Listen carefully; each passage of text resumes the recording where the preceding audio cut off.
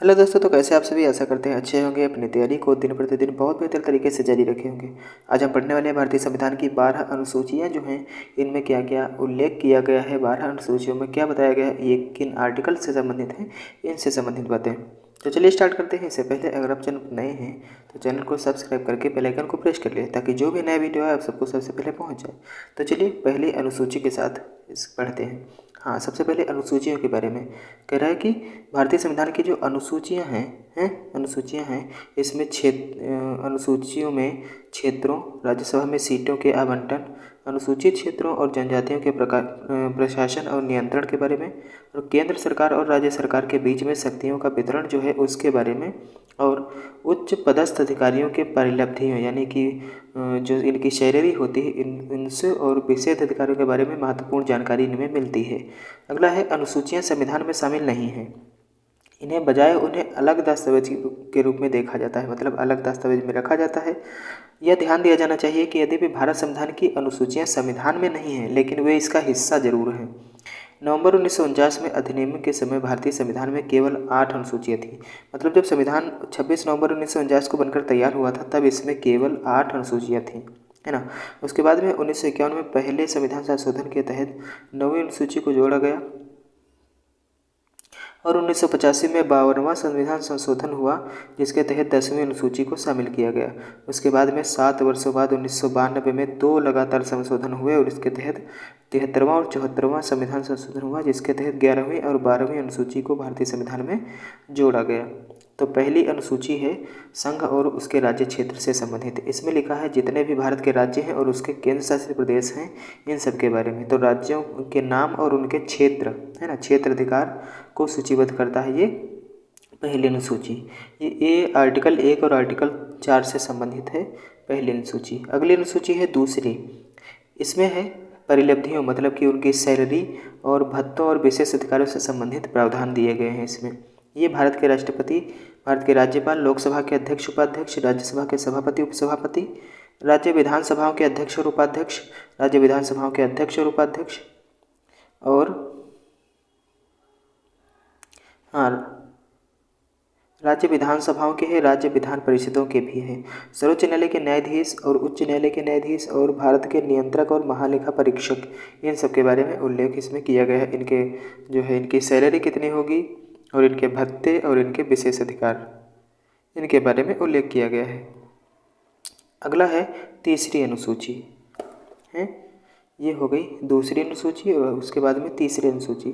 तीसरी अनुसूची में इनके सबके शपथ जो है, जितने भी केंद्रीय मंत्री होंगे, संसदीय चुनाव के लिए उम्मीदवार जो होंगे उनकी सबकी, और संसद के सदस्य जितने होंगे चाहे लोकसभा के राज्यसभा के हों, उनकी सबकी शपथ के बारे में इसमें बताया गया है। उसके बाद में है सर्वोच्च न्यायालय के न्यायाधीश की शपथ, नियंत्रक और महालेखा की परीक्षक की शपथ, और राज्य के मंत्रियों की शपथ, और राज्य विधानमंडल के जितने भी चुनाव के उम्मीदवार होंगे उनकी सबकी शपथ, और राज्य विधानमंडल के सदस्यों की शपथ, और उच्च न्यायालय के न्यायाधीश की शपथ, इन सबसे संबंधित है। ये आर्टिकल्स इससे संबंधित हैं। आर्टिकल 75, 84, 99, है ना, ये सारे के सारे आर्टिकल्स इस तीसरी अनुसूची से संबंधित रहते हैं। चौथी अनुसूची है राज्यसभा में सीटों का आवंटन, यानी कि राज्यसभा में सीटों का बंटवारा, किस राज्य को कितनी सीटें राज्यसभा से मिलेंगी ये इसमें लिखा हुआ है। और ये आर्टिकल 4 और 80 से संबंधित है। आर्टिकल 4 में है संशोधन वगैरह देश के बारे में, मतलब इनका राज्य और क्षेत्रों में परिवर्तन वगैरह, है ना। और आर्टिकल 80 की बात करें तो ये राज्यसभा से हो जाता है। तो राज्यसभा में सीटों का आवंटन किसमें है, आर्टिकल शेड्यूल 4 में है, चौथी अनुसूची में है। अगली है पाँचवीं अनुसूची। पाँचवीं अनुसूची में अनुसूचित क्षेत्रों और अनुसूचित जनजातियों के प्रशासन के बारे में संबंधित है और ये 244 आर्टिकल से संबंधित है संविधान के। अगली है छठी अनुसूची। छठी अनुसूची में केवल 4 राज्यों का स्पेशल प्रावधान है ना। जनजातीय क्षेत्रों के प्रशासन से संबंधित स्पेशल प्रावधान केवल 4 राज्यों का ही, असम, मेघालय और त्रिपुरा और मिजोरम। इन 4 राज्यों का प्रशासन स्पेशली किया जाएगा राष्ट्रपति के द्वारा। ये अनुच्छेद 244 और 275 से संबंधित है। अगला है सातवीं अनुसूची। और सातवीं अनुसूची में 3 सूचियाँ शामिल हो जाती हैं संघ और राज्यों के बीच में शक्तियों को जो विभाजित करती हैं। 3 सूचियाँ हैं वो सूची फर्स्ट राज्य संघ सूची, सूची सेकेंड राज्य सूची, और तीसरी सूची है एक समवर्ती सूची। संघ सूची के अंतर्गत केवल संघ राज्य बना, मतलब संघ कानून बनाता है, मतलब कि संसद जो होती है, राज्य सूची के अंतर्गत राज्य का विधानमंडल जो होता है वो कानून बनाता है। और समवर्ती सूची के अंतर्गत जितने भी क्षेत्र आते हैं, जैसे शिक्षा हो गया, व्यापार हो गया, इन सब से संबंधित जितने भी जो होंगे क्षेत्र, उन पर कानून बनाएंगे दोनों के दोनों, ये दोनों के दोनों इस पर बनाएंगे, है ना। और इसमें केवल संघ सूची में केवल यही बनाएंगे। संघ सूची में जितने विषय शामिल होंगे उस पर केवल संसद कानून बना सकती है। राज्य सूची में जितने भी विषय होंगे उन पर केवल और केवल राज्य कानून बना सकता है। चाहे तो केंद्र भी बना सकता है, लेकिन केंद्र ज़्यादा हस्तक्षेप नहीं करता है इसमें।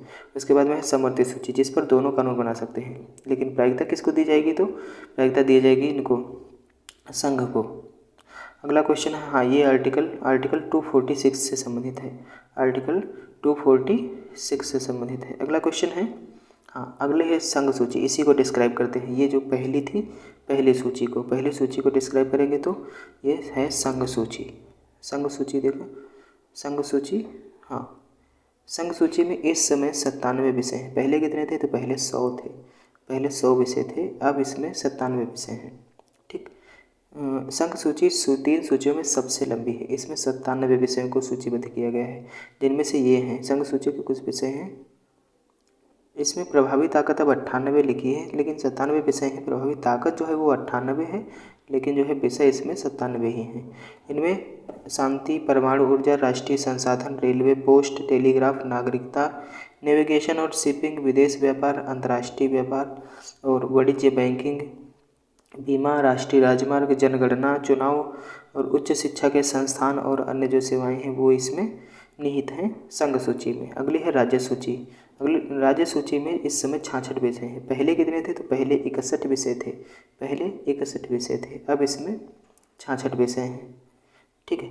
तो इन पर जो है, जिन पर प्रत्येक राज्य विधानमंडल कानून बना सकता है, ऐसे कानूनों को राज्य के क्षेत्र में जो है राज्य सूची के अंतर्गत आते हैं।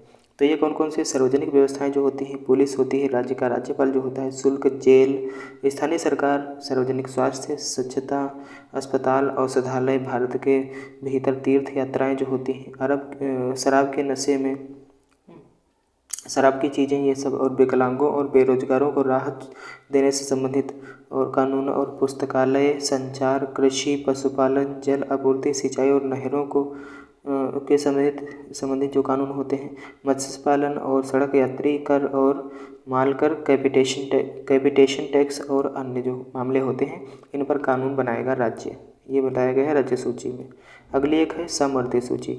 समवर्ती सूची के अंतर्गत आपराधिक कानून, आपराधिक प्रक्रिया, राज्य की सुरक्षा, विवाह, तलाक, कृषि भूमि के अलावा संपत्ति का हस्तांतरण, अनुबंध कार्रवाई योग्य गलतियां, दिवालियापन और ये सब चीज़ों पर बनाएगा कानून। कौन बनाएगा? तो ये दोनों के दोनों बना सकते हैं। इसमें इस समय 47 विषय हैं। पहले कितने थे? तो पहले 52 विषय थे। इसमें 52 विषय थे, 52 से घट करके इसमें हुए हैं 47 विषय, है ना।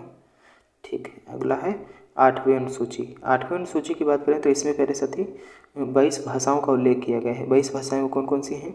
तो ये असमिया, बंगला, है ना, बोडो, डोगरी, गुजराती, हिंदी, कन्नड़, कश्मीरी, कोंकणी, मैथिली, मलयालम, मणिपुरी, मराठी, नेपाली, उड़िया है ये, पंजाबी, संस्कृत, संथाली, सिंधी, तमिल, तेलुगु, उर्दू। ये इतनी भाषाएं इसकी हो जाती हैं, 22 भाषाएं।